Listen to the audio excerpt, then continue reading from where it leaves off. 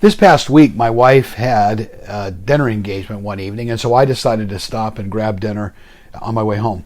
While I was sitting at the counter, this woman looked over at what I was eating, and she said, "That looks fantastic." I said, "It really is good. You should try it."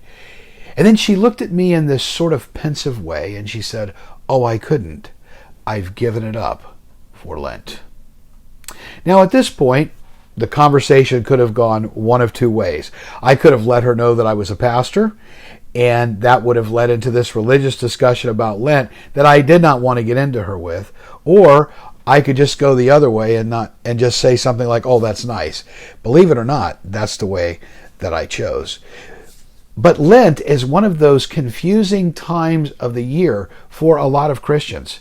It's celebrated for those more traditional ritual folks and it begins on Ash Wednesday, when they will often go and get ash in the form of a cross placed on their forehead.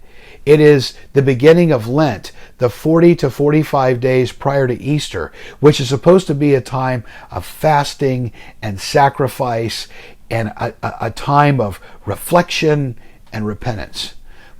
But you might be surprised that that is not what Jesus was always looking for. As a matter of fact, he was looking for something very often much different than that.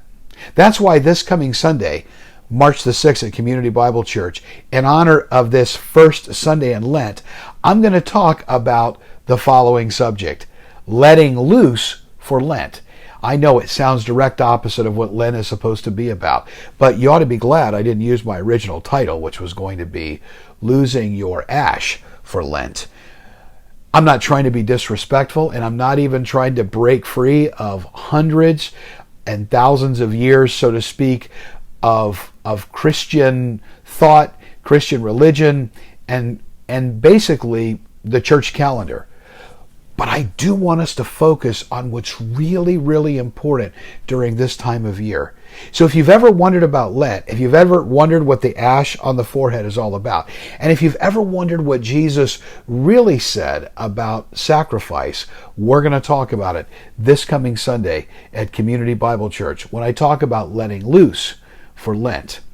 We have two morning worship services, one at 9:45 a.m. and one at 11 o'clock a.m. Those are our in-person services. The sermon, the message is the same, and the music in both of those, so feel free to come to both.